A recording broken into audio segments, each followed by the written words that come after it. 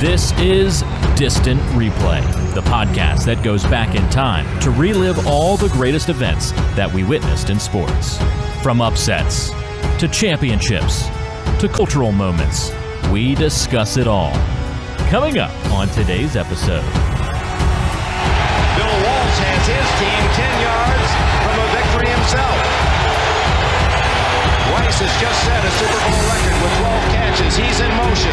Montana, touchdown, John Taylor.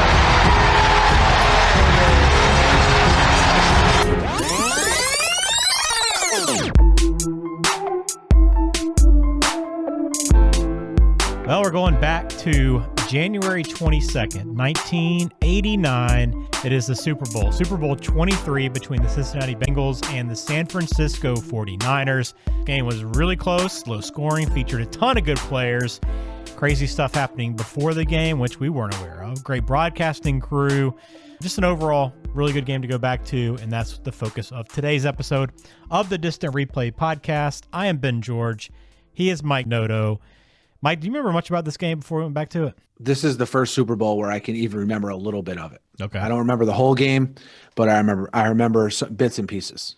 Yeah, I remember a little bit too, but I don't remember this game playing out the way it did, and I'm glad we went back and watched it because it was completely different than I expected going into it, which is always a nice surprise, and we'll get into it all today on this show. A reminder, you can watch the game in its entirety on our website, distantreplaypodcast.com.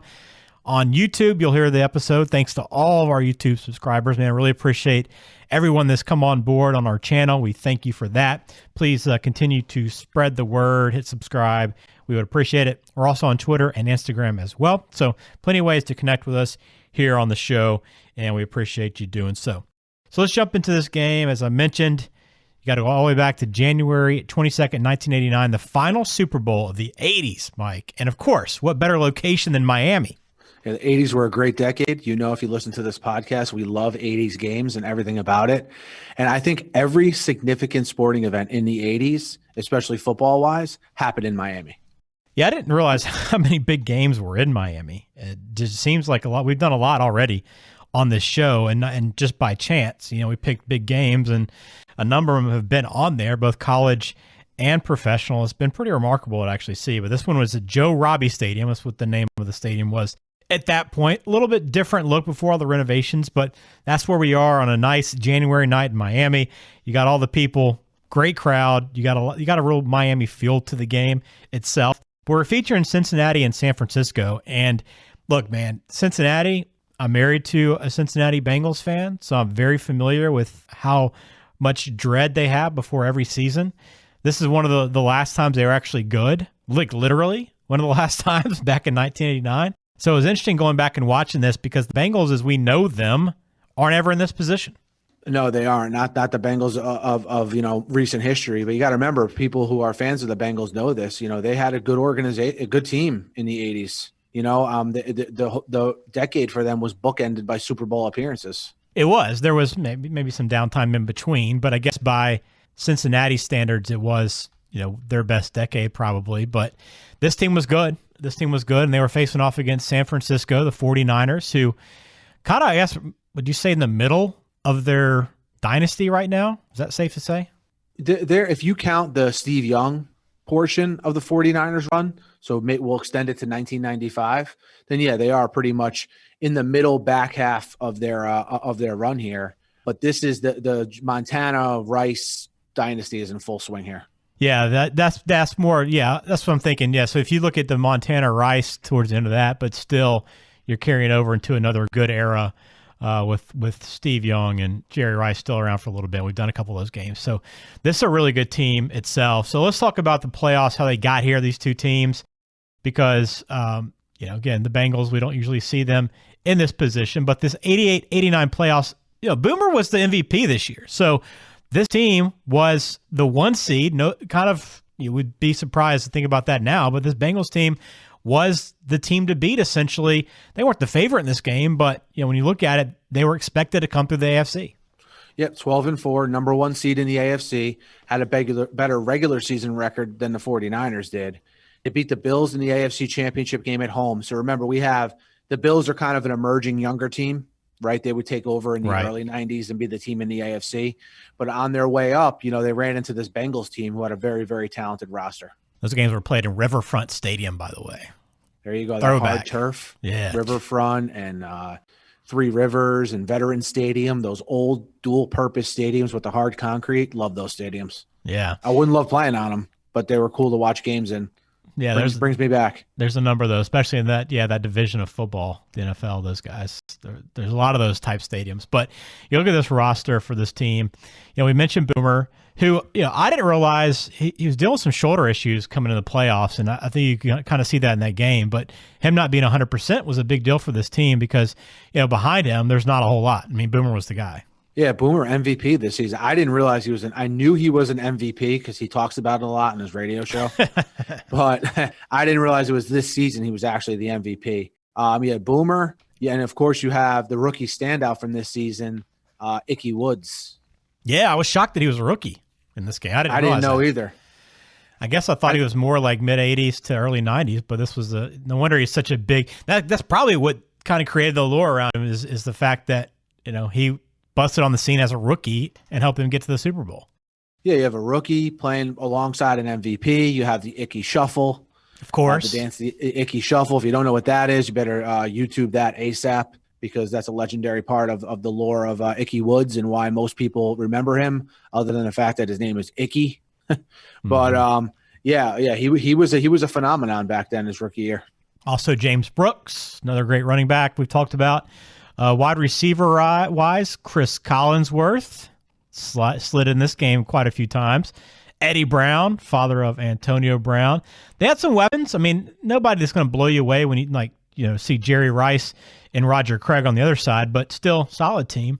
Yeah, you didn't mention the best left tackle maybe of all time, and Anthony Munoz. True, very true. Anchor in their offensive line. James Brooks, remember, he was a part of another legendary Miami game that we did. Yeah. We alluded to earlier how we've done a lot of Miami's 80s games. We did the epic in Miami Dolphins Chargers game. He played a big role in that game, played a big role in this one. And yeah, you mentioned some of the other kind of complementary parts. Look, this is a team that I think for the most part is remembered for this offensive group led by Boomer. Solomon Wilcott's also on this team too. I don't think he played much in this game, but know him now from TV, from all his sideline and stuff, but he was also on this roster. How about the 49ers, Mike? 49ers, to get here, they were the 2 seed overall in the NFC, behind the Bears, of course. Late 80s Bears, we know, very good, but they were the 2 seed. They won the West, and they had a fairly easy road to the Super Bowl in terms of scores.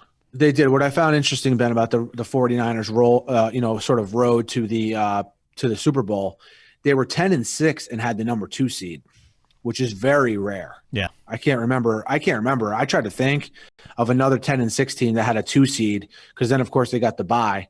2 other teams in their division were 10-6, the Rams and the Saints. The Vikings, who were a wild card, were actually 11-5, but they finished second in their division behind the Bears. They crushed the Vikings in the divisional round. Yeah. And they had lost to the Vikings the year before. So they avenged a prior year playoff loss. And then, of course, they crushed the Bears in the NFC Championship 28-3. So maybe not as impressive of a regular season as the 49er fans were used to. But, coming into this game, the reason they were a 7-point favorite is because of how good their playoff run was. Yeah, that's a good point. 7-point favorite. And then you look at their team. I mean, this is a team that had a bunch of names you remember even, over 30 years later. Of course, you got Joe Montana, who they even say at the top of this broadcast, he was benched a couple times this year. And I'm thinking, wait, what? Joe Montana was benched at this point in his career a couple times during the regular season? Yeah, I don't remember. So obviously back then I was like 7 years old. So I wasn't, I don't remember what the situation was surrounding that. It's crazy to think that their backup quarterback at this time is Steve Young. Yeah. Yeah, so you have Montana. Now remember, this is a 49ers team. They won the Super Bowl in 81 versus the Bengals, like we talked about earlier, 84 versus the Dolphins. They lost in the playoffs in 85 and 86 to the Giants. And then in 87, as I mentioned, to the Vikings, and avenged their playoff loss in the divisional round of this season. So you have, and they have a lot of mainstays from all those teams I just mentioned on this roster, okay? Offense-wise, Ben, the guys that stick out to me besides Montana, obviously Jerry Rice. We're at the height of Jerry Rice right now. Right. Okay. To put a pin in how good he was, this is really a stat that stuck out to me. The strike shortened season the year before this in 87, he had 22 touchdowns in 12 games. Yeah, so you remember when Randy Moss was going to break his record and it was a big story? Right. Well, I never heard anyone mention that Rice put up 22 touchdowns in 12 games, but that's a crazy stat. Yeah, that's amazing. And you have Roger Craig, of course, and Tom Rathman in the backfield, John Taylor in the receiving corps, Randy Cross will be, offensive lineman who would become known as an analyst later on. And look, their defense even had some heavy hitters, Ben. Oh, yeah. Their defense was very good. I think it was an underrated part of these really good teams like the Cowboys in the 90s and the 49ers in the 80s. You forget about their defense because the offensive guys kind of overshadowed them at times. Right. But look, this defense had Ronnie Lott, Charles Haley, a young Bill Romanowski. Yeah. You had Keena Turner, not Tina Turner. You had just guys that you recognizable names and really, really good players. And Ronnie Lott laid some hits in this game that will make your bones shake, even if you're not the one getting hit. Yeah. Yeah, their defensive backfield combined for 18 interceptions this year. And they had a defensive line, 4 guys that had over 5 sacks apiece along the defensive line. So, I mean, this was just a well-balanced unit across the board, and you can see why they were the favorites coming in. And, you head into this game, you got 2 coaches, too, that have some past as well. I mean, Bill Walsh, obviously the guy that we all know. He is a Hall of Famer. He is a guy that kind of changed the way that the offense is played a lot in the NFL. He's since passed, but this was the very end of his run as well with the 49ers, and just, all eyes was on him and everything he accomplished for this franchise. Yeah, I mean, we look at it this way. We still hear about the Bill Walsh coaching tree like today. Yeah. And it seems to come up in a lot of episodes we do. I mean, we did a couple weeks ago, we did the 49ers-Packers 1999 wildcard game. Mm-hmm. And, I don't know if you remember, but we even talked about it then. And in this game, he's coaching against his pupil in Sam Weish. So you have Bill Walsh versus Sam Weish, head coach-wise. And then the 2 defensive coordinators were Dick LeBeau for Cincinnati, who looks so young in this game. Yeah, no, he's been around forever. It's crazy because he's known for being like an old-timer now. Yeah. It's wild. And then George Seifert, defensive coordinator for the 49ers, would replace Bill Walsh. So this in the next season would replace Bill Walsh. So this is actually, this game here, this Super Bowl is Bill Walsh's last game as head coach of the 49ers. The crazy thing was with Weish, who's become a pretty big I mean, I guess he's well thought of in Cincinnati, obviously get him to the Super Bowl, but he was the year prior. I mean, this team was in trouble. They had won 4 games, and I think him and Esiason weren't getting along, and the strike shortened year. And, there was talk about him being run out of town, but, their ownership is very loyal there in Cincinnati, kept him around for another year, and here they are in the Super Bowl. So really good story for him. And, he's got him in really good shape here for this game. So let's talk about a little bit of the lead into this game as well. I thought, going back and looking at this was very interesting because we don't really talk about what's going on outside the game necessarily, but I thought, reading some of the Super Bowl pregame news was very interesting because you had some rioting going on down in Miami. There was an officer that shot a black motorcyclist. Sounds very familiar, right? Kind of the new age, same kind of story, but there was rioting around this. There was tear gas used against the rioters, ton of damage done, but to the point where they're actually talking about moving this, or at least there were some rumors that, because this was only like 4 or 5 days before the Super Bowl, there are some rumors they might even move the Super Bowl out of Miami, move it to Tampa. And this also led the NFL to really look at its hiring of minorities and its lack of black head coaches. And maybe coincidentally, maybe not, following season, Art Shell became the first African-American NFL head coach. Yeah, Ben, you actually alerted me to this before we started taping. And I hadn't known any of this. I mean, it'd be strange right now to think of this game played anywhere else but Miami because of how great the game ended up being. But then when you get into the other aspects of what happened down there, just a crazy sort of little wrinkle to this game that I had no idea about. Yeah, me neither. One other interesting pregame note, and this is this whole game was very Bengals, very Cincinnati Bengals. The way that just the tough breaks, the bad luck, right, that they've suffered in a lot of playoff games, the ones that they've been a part of. But did you realize, too, right before the game, the night before the Super Bowl, Stanley Wilson, who was their best fullback, the Bengals' best fullback, he was actually the third leading rusher on the team this season. He was caught using cocaine in his room the night before. So the Bengals had to leave him off the roster. It was his third violation of the league's drug policy. And as a result, he was banned from the league for life. Yeah, I know about the Stanley Wilson story. You're talking to a true crime guy here, Ben. Yeah. So we do if you guys don't know, that's how a lot of people found us, but we do a true crime sports series here on our YouTube channel and podcast as well. So, of course, I know about Stanley Wilson and his story. I didn't know if you wanted to get into it, but this is what I will say. Number one, he's on the list for us to do for a true crime episode. And number two, sad story. Kind of reminded me of different issues, but reminded me of the Barrett Robbins issue with the Raiders, right before the Super Bowl, where these guys end up, or Eugene Robinson, the year with him with the Falcons. These guys sort of getting in trouble, the week of the Super Bowl. They have bigger issues than just that one incident. And it's kind of like a sad cautionary tale type of thing. Yeah, and it's really not even to get into it in terms of like the cocaine aspect of it. It's more or less, I want to point it out because you're talking about a Bengals team that's coming in with a quarterback who's got some shoulder issues, and they're leaning on the run game, right? Yeah, very and Bengals. this is a big part of probably their game plan going into the Super Bowl the night before. He gets busted, and he's now off the team and out of football altogether. So what a way to enter the Super Bowl. So, and if you notice, some of the players had his number written on their helmets. Okay, that makes more sense now. I noticed it, but I didn't really look into why that was. Yep. So that makes a lot more sense. Okay, so let's get into the game itself. This game broadcast by NBC Sports. You had the great Dick Enberg on the call. Who else would you like to hear but Dick Enberg, who was on that? And yeah, Jack Buck actually calling the radio version of this as well. So two classics on here. Also alongside Dick Enberg, you had Merlin Olsen. So pretty good broadcast. I mean, Dick is obviously one of the all-time legendary broadcasters, but and I think of him more of CBS now, but he was the lead man here for NBC. Yeah, Dick Enberg, classic legendary announcer. I don't know how you could have anything bad to say about Dick Enberg.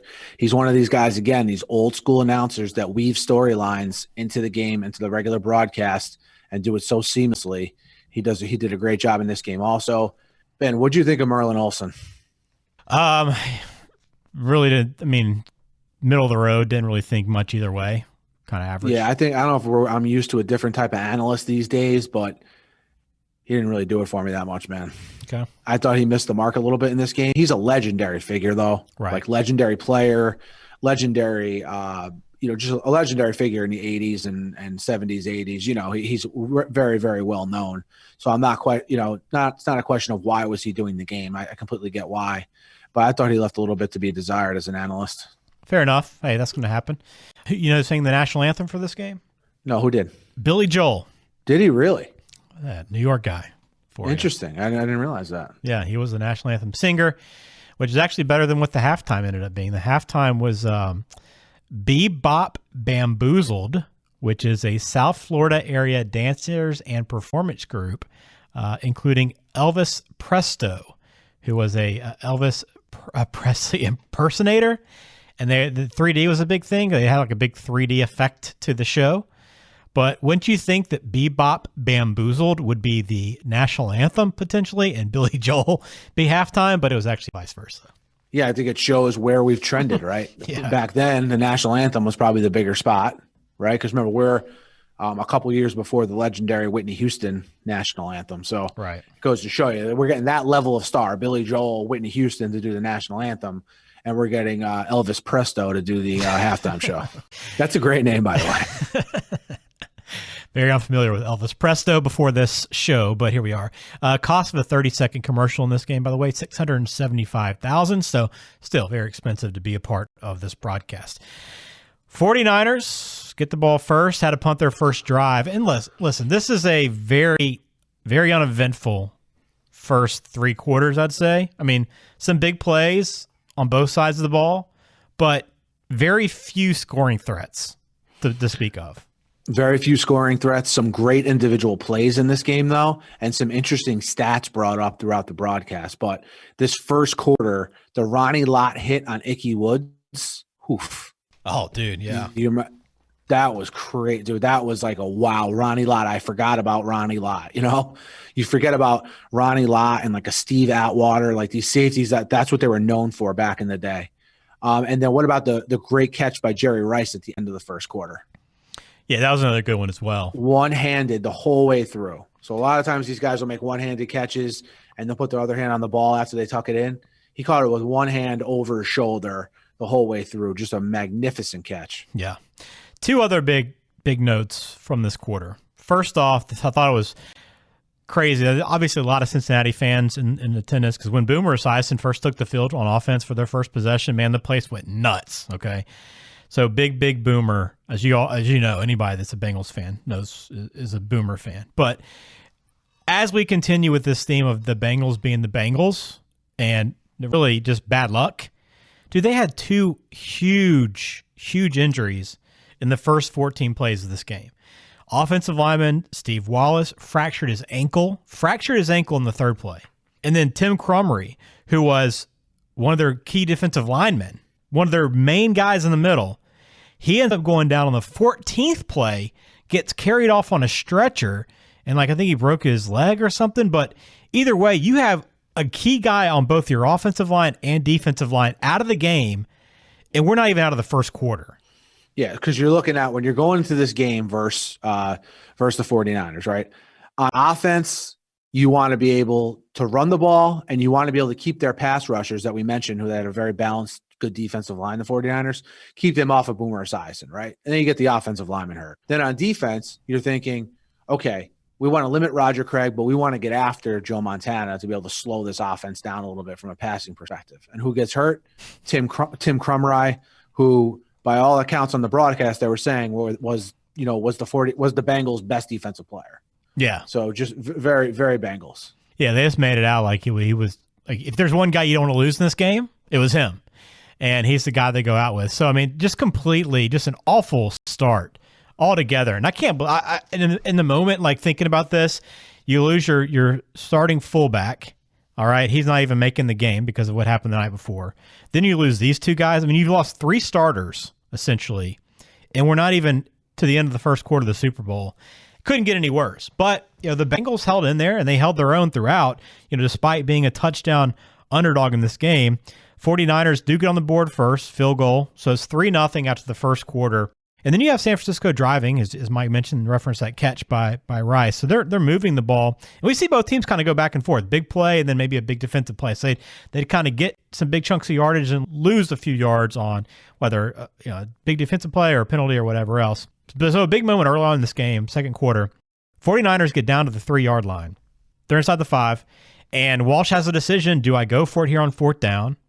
Or do I kick the field goal up 3-0 right now, right? What do you do? And they kind of went back and forth. They thought he might go for it. In retrospect, you probably would think that maybe the better decision in a Super Bowl, going up 6-0 versus potentially going up 10-0 or pinning the other team back on the 3-yard line, right? But to make matters worse, the kicker yanks the ball on the attempt. It goes hooked left, no good. They even throw the stat out, the shortest missed field goal in Super Bowl history. Yeah, so that was a great stat. The shortest missed field goal, like you said, in Super Bowl history was a great little graphic they ran, like a plain. All the graphics in this day and age are very plain, so it just says like shortest missed field goal. Right. You know what I mean? Or whatever. So that's great. But, it's one of those things when we're watching the games, like you try to get ahead a little bit on your notes. So it's one of those things where you're like, oh, the guy's coming out for a 19-yard field goal. You put in your notes like 6-0 San Francisco. Right. But then you have to go back and erase it once he misses the kick. That's how easy of a chip shot it was. But the Bengals can't capitalize on the missed field goal. They punt back to the 49ers, and that was a great return by John Taylor on a ball he completely misplayed. Dude, you almost read my notes exactly. Completely misplayed it, lets it bounce, and it goes back like 15 yards. I mean, he's chasing it down like definitely inside the 20, maybe inside the 15, and picks it up and then, makes a couple moves, and then he's off and running. 45-yard return on this play, and just like a huge, I wrote down, I thought this was going to be a huge turning point in the game, and it didn't end up necessarily being that way, but it was a big play in the moment to kind of take away any momentum that the Bengals had after that missed field goal, and this ball potentially pinning them back pretty far. But it didn't really matter because then Roger Craig fumbles on another long run, another good play, big positive play. He takes a big hit and fumbles it, and it's just kind of back and forth right now. Yeah, I don't know if I felt this way watching the game. Was one of those moments where you're like, wow, a lot of things are going the 49ers way here, and they're not really capitalizing, only up 3-0. But on the flip side, the Bengals offense is like really, really struggling at this point. Esiason only has 30 yards passing midway through the second quarter, and he'd only end the half with 48 yards passing. So the offenses at this point, especially the Bengals, are a little bit stagnant. Yeah, if you watch this game without kind of knowing the context, you would probably think that this was a really good running attack for the Bengals, and the quarterback was managed average, right? but I think a lot of it was a shoulder injury for Boomer. He didn't look on. It didn't seem like he was comfortable in the pocket, and then a lot of his throws were not on target, some overthrows. So I think a lot of that goes back to the shoulder, I would imagine. But yeah, I mean, at this point, their offense isn't doing a whole lot. Collinsworth makes his first catch on this drive, but neither offense is doing a ton. But the Bengals do have a chance here late in the half. They get the ball back in plus territory again. Another more good field position. They've had pretty good field position for most of this game outside of that missed punt or missed field goal where they took it over inside the 5. But the Bengals, they're averaging, as you mentioned, 3 yards per pass. So the offense is not going very well. But they get it down, and they bring on their kicker. Another great little nugget from this game. Jim Breach, kicker for the Bengals. They called him the man with the smallest foot in the NFL. Guy was wearing a size 5 shoe. That blew me away. Look, these kickers from the 80s are just flat out a good time, right? Not to mention we have Jerry Seaman back in this game, the referee, right? Which, by the way, did he smile every time he made a call? He has that weird, creepy smile. And he looks like a referee from the olden days, not the referees now that are all kind of, you can tell they work out, they wear tight shirts. He looks like a referee, the from your local town YMCA league or something. The shirt, the uniform doesn't fit him right. He's happy to be there. Jerry Seaman was the referee for the Giants-Bills Super Bowl game that we did, and we talked a lot about him in that episode. But great to see Jerry Seaman back, and Jim Breach. I mean, these kickers from the 80s. Remember the kickers in the Chargers-Dolphins game that we did? Yeah. How we spent a lot of time talking about them? I feel like we could do the same with Jim Breach. I mean, one shoe size is a 5 for him, like you mentioned. The other one's a 7. Yeah. They said he stuffed his foot in the shoe. Yeah. He likes to jam his foot in the shoe is basically what they said for reasons unknown. He's a father of 6. Okay, we learned that here while he's trotting out to kick the field goal. He looks like, to his credit, he looks like a guy who would be a father of 6 that would have a corporate job. Oh, yeah, he's kicking on the weekends, right? He's got to be the smallest NFL player I've ever seen. I think I'll go back and look, but Grammaticas are pretty small, right? I don't remember them looking that diminutive. And again, maybe it was the fact that the uniform was 6 sizes too big for him. So Jim wants a tight shoe, but he's okay with the uniform hanging off him. And by the way, we're talking about a different era too, where kickers now, you're 50 yards is nothing these days. I mean, it's still a difficult field goal, but those guys hit those with regularity. They're talking about in this game, 43 yards will, quote, test his leg later in the game when Breach kicks. So this, you're talking about, you got to get inside the 25 to really be in Breach territory. Yeah, Breach territory. I love that. But this is the thing with Jim Breach is when you physically look at him, you're like, yeah, of course he can't kick a 50-yard field goal. Look at him. He wears a size 5. There's no way he's kicking it more than 40. He wears a size 5, and he's very small. It's amazing. But anyway, he does. With Jim, all if that you're listening, said, we apologize for taking shots. But yeah, with all that fun. said, he hits his field goal with 1:15 left in the half, 3-3, first tie in Super Bowl history, like you mentioned. Boomer having a miserable half, as I mentioned before, 4 of 12 for 48 yards. And we're on to the third quarter. Yeah, and the 49ers have basically doubled them up in yardage, about 180 to 90 approximately. So it's all, yardage-wise, and you look at the stats, things favor 49ers. But again, it's 3-3. And I don't know anybody that had under in that first half is feeling pretty good about where they stand. But we go to the third quarter. Bengals get the ball, start the third quarter. This is another one that Ronnie Lott had to hit that I just literally gasped watching it. That guy, an all-time safety, and you know it. I mean, we knew it growing up. This guy that was always talked about. But man, you go back and watch him, and his play still stands up to this day. And that guy was tough. Yeah, it kind of makes you wish that guys could hit like that still these days. Yeah, in some there ways, wasn't so much indecisive. I guess I get why it can't be that way, but another interesting thing, Ben, the Bengals have a very long, time-consuming drive to start the half. Right. The announcers are calling their no huddle. They're calling it the attack offense. I kind of think I like the attack offense better than no huddle. Do you? Yeah, I think maybe we can change that. But the Bengals, another very Bengals thing, 9-minute drive leads to a 43-yard field goal. How does that even happen, right? Yeah. 12 plays, and you still stuck with a 43-yard field goal. But Breach knocks it home. 6-3 Bengals. He of the size 5 shoe. And again, Bengals throughout this quarter having a lot of chances, but another big mistake by Boomer. Throws an interception. Romanowski makes a great play, one of those where he deflects it in air and knocks it up and then makes the catch as well. So the 49ers take it over at the Cincy 25. So everything kind of flips over, and now the 49ers down 6-3 have a chance to kind of maybe take the lead here and maybe start to put a little more pressure on Cincinnati. But I credit the Bengals defense, man. They played pretty well for most of this game, at least for 3/4 of this game. They were able to hold San Francisco to a field goal, making it 6-6. And then immediately following this, because there's a few spots in this game where I thought, okay, momentum's on this team's side. Like that punt return earlier in the game by the 49ers. And then this play here, the interception, now they seem to have momentum. But then you get the stop, the field goal, and now the subsequent kickoff gets returned for a touchdown. Jennings makes a huge play, great run. I don't even think I got touched. All the way down, and now the place is going nuts. Bengals have all the energy and all the momentum at this point.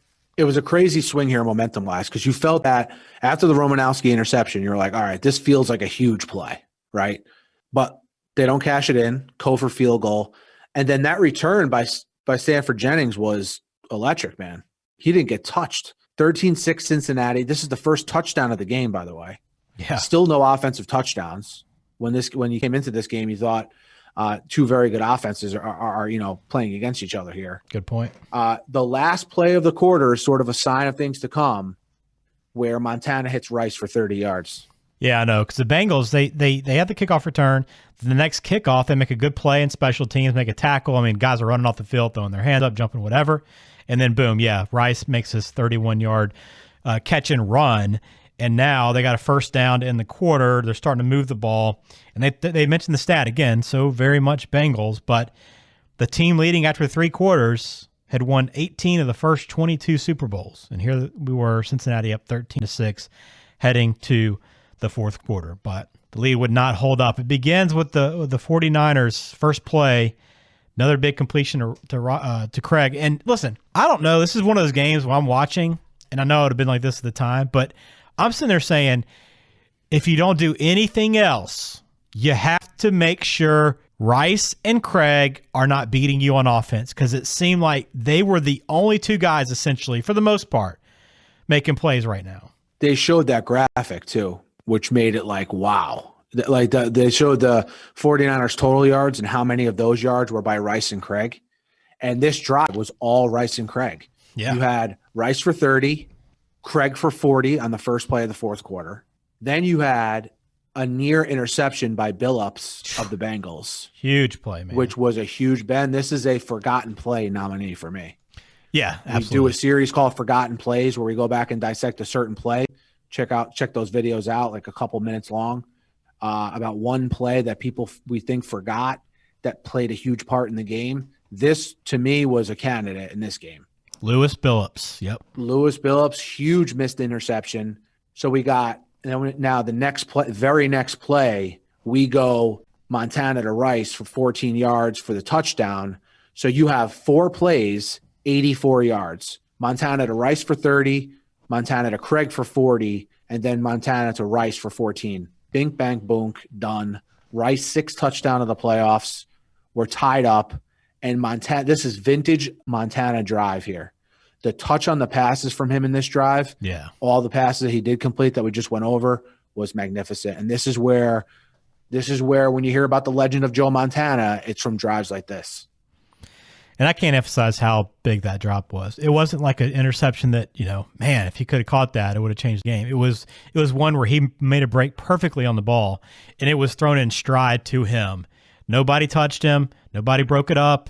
He just flat dropped it, and just a huge moment there for the Bengals. If you stop them there and you keep a 13-6 game, it's a touchback, and, you start running some clock in the fourth quarter, it's a completely different ballgame. But anyway, so in this fourth quarter, another thing that I noticed too, the turf was just maybe the worst thing I've seen at midfield. I mean, literally between plays, some of the referees were going in there and like patching it, like putting the turf back, like stomping on it, trying to flatten it out. I mean, it was just, I'm surprised there weren't more people hurt in this game with the way that field condition was.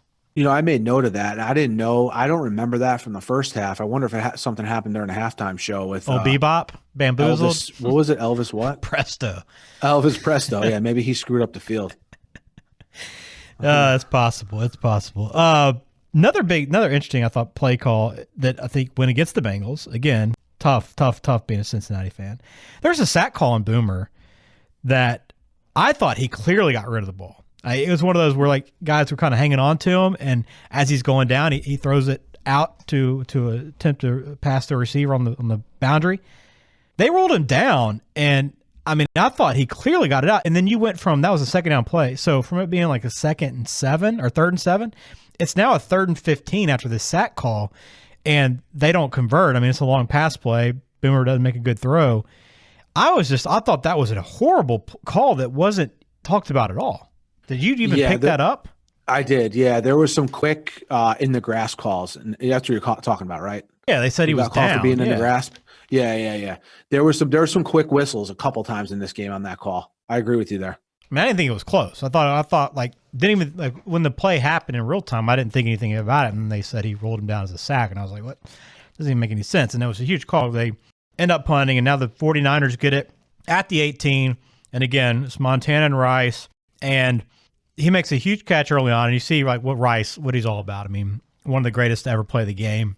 But it's him and Craig. I mean, it's just, and at this point too, like he played a good game, but I didn't think he was at 169 receiving at this point early in this drive. To me, like there was a couple of big plays, but I felt like it was a quiet, very, very quiet 169. Yeah, he got them in big chunks. I think that's what it was. Because you look at that drive, that previous drive was 44 of the yards right there. You know what I mean? On 2 catches. Right. So, I hear what you're saying. I didn't realize it was that many yards either. And I didn't realize he had that many catches, more to your point. Yeah, true. The 49ers on that punt, right before the long pass to Rice, they got very lucky with John Taylor putting up a fair catch sign. Too late. He fumbled the punt, but San Francisco recovered. Ended up not really impacting things too much because San Francisco missed another field goal here on this drive. Yep. But just another play where I think the 49ers kind of got away with one. So still a tie ball game, and Bengals have a chance now to kind of start icing this clock, and they're doing a pretty good job too. They took over at the 31. They convert a 3rd and 13, a big 3rd and 13. We're going under 5 minutes here left in the game. Bengals have a first down inside the 25. Now, it happened on a questionable catch on the sideline where a guy got 1 foot down. They said he got pushed out of bounds.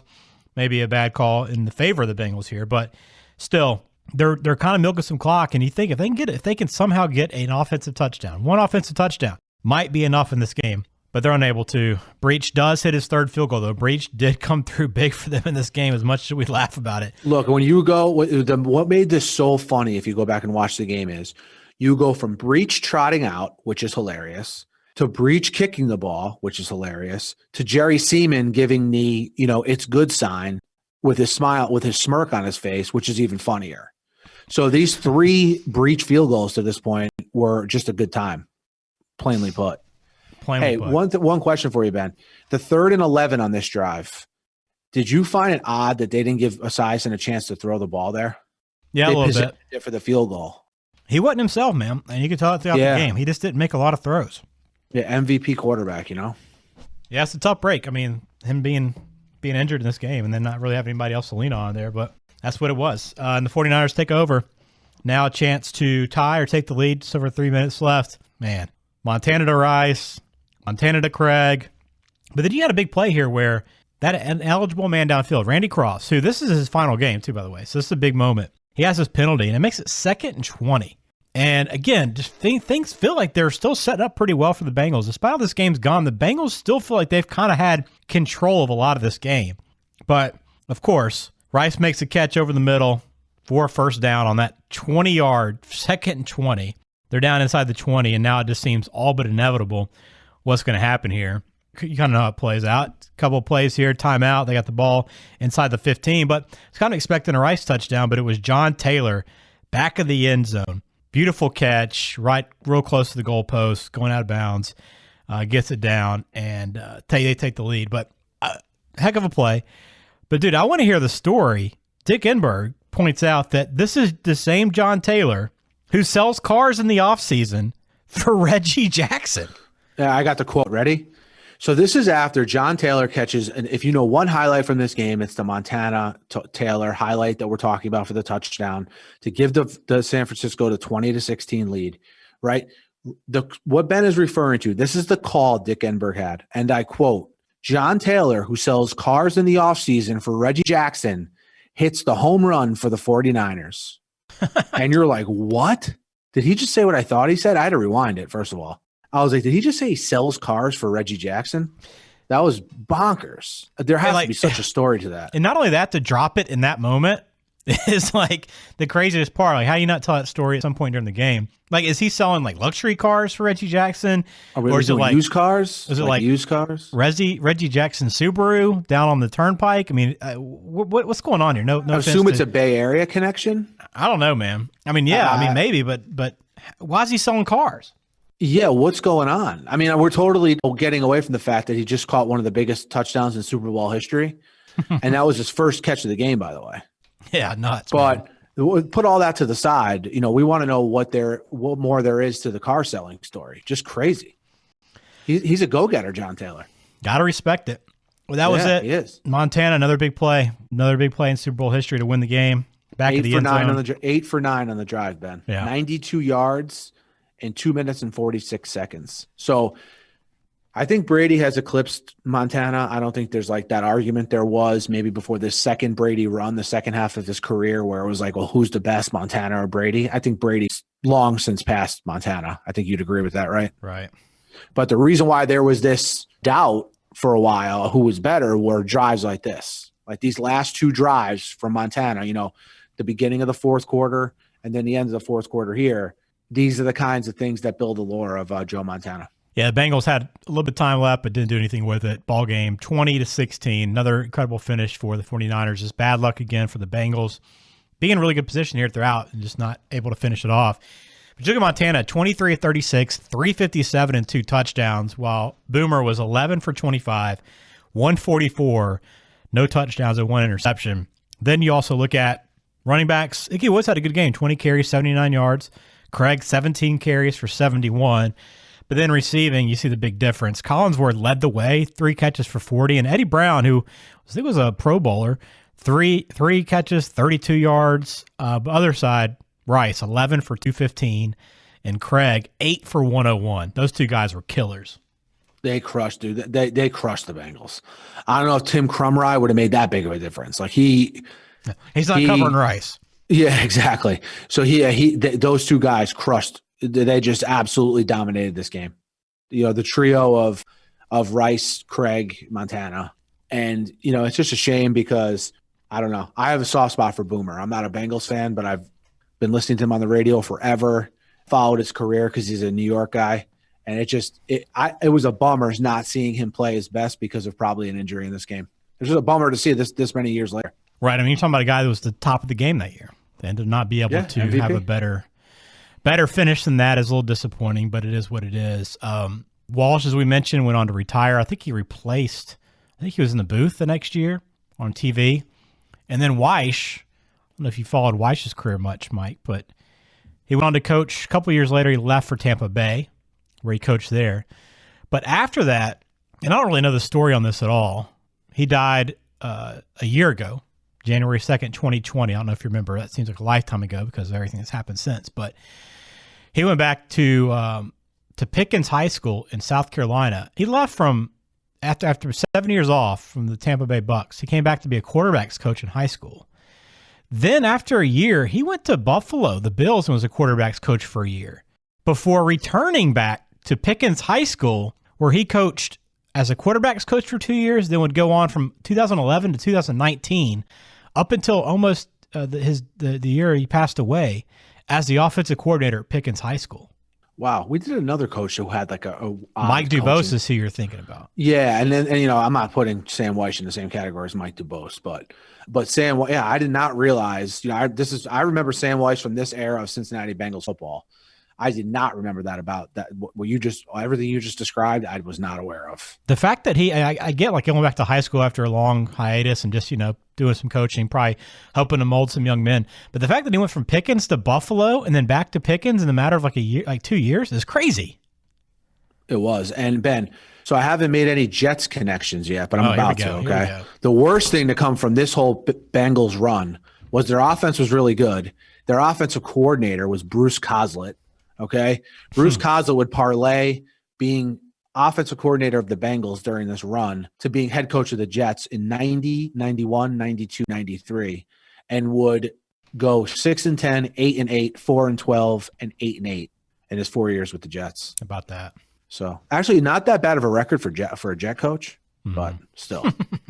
Thanks a lot for Bruce Coslett. I didn't know this about Weish either. He was the first to use a no-huddle hurry-up offense as a base offense. The attack, what was it? I called it before. The attack offense. The attack offense. I like that better than no-huddle. Interesting stuff there. As we've documented, I don't have to do too much of this, but, I mean, the Bengals, here we are in the Super Bowl. 2 Super Bowls in the 80s for the Bengals. They would go back in 90, win one playoff game against the Oilers before losing divisional round to the Raiders. That was their last playoff win, 1990, Mike. They have since lost, 8 straight games, including that year, the run from 11 to 15. They lost 5 straight wild card games. It's been pretty brutal. I mean, well, that's putting it lightly for the Bengals.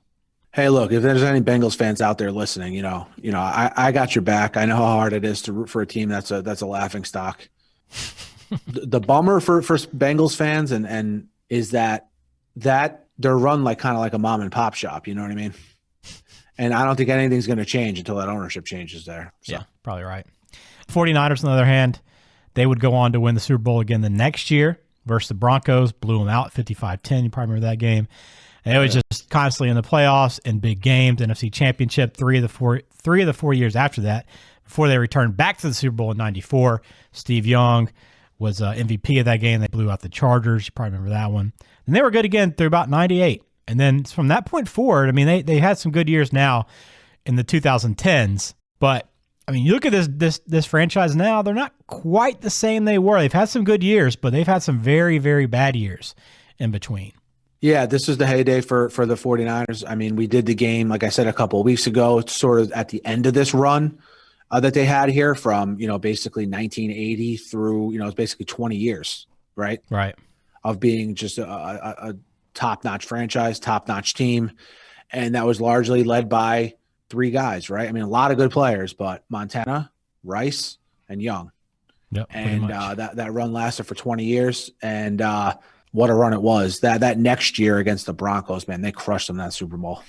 Yeah, they did. What ifs from this game? I mean, I think we kind of pointed out during the game the what if on that interception. I mean, if that play's made, I think it probably a different outcome, but also just point to what if they don't have the 3 guys absent for this game in terms of the cocaine and then also the 2 injuries early on in this game.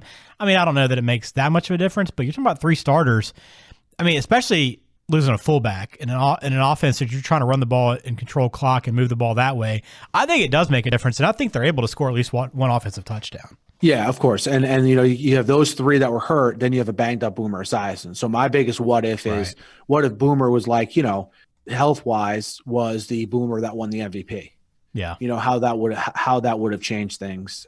Because like you said, he was a little bit off in this game from start to finish. Absolutely. Well, a lot of fun going back in this game and hate it for Bengals fans. Sorry for Bengals fans the way things have gone since then. But this was a really good game and a really good team and one that definitely deserving of a Super Bowl, but came up just short. and the 49ers added to their dynasty. So, hey, if you have a game you want us to go back and watch, if you have something on your list, we've gotten some recommendations, some good ones too. Send them over to us. Either leave us a comment on YouTube, send us a tweet, comment on Instagram, whatever it is. Just connect with us. Let us know. Also hit subscribe wherever you're listening on the podcast or on YouTube. We'd really appreciate it. Spread the word too. If you enjoy the show at all, let somebody know about it. We'd appreciate that. We appreciate all the growth we've had recently, and it's been a lot of fun. And we'll continue rolling on with it. We got some more true crime coming up. We'll also be doing some additional videos, I think, on YouTube, some additional shows that we probably won't have on our podcast feed, Mike, but more just on the YouTube variety. So if you do like that, like the content, we'll have more over there as well for you. So let's wrap it up on that note, Mike. Enjoyed this game. Not much else to say, but Miami in the 80s, a cocaine bust before the game, Bengals falling short, Joe Montana, Jerry Rice. This game had a lot of it. Yeah, man, this game had a little bit of everything, like you just very, very eloquently outlined. And we'll catch you guys next week. Until next time.